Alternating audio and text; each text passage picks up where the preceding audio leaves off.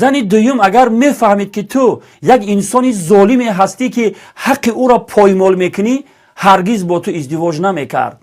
اگر او میدونست که بعد از ازدواج حق خودش از تو گدایی میکنه، هرگز با تو ازدواج نمیکرد.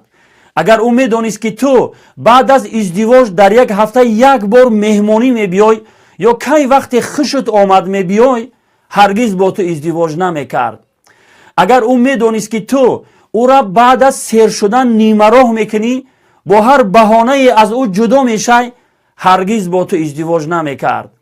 اگر او میدونست که تو یک نامرد وعده خلاف هستی و با وعده های بردروغ زنک سیر میکنی، در همون اول به تو باور نمیکرد و ازدواج نمیکرد. مردهایی که زنی دویم میگیره، در حق زنها از الله بترسه. زنی دویم گرفتن جای فخر و مباهات نیست. زنی دویم گرفتن مسئولیت است که در پیشگاه خداوند در روز قیامت پرسیده می شوه. خوب اندیشه کنید مردهای دو زنه.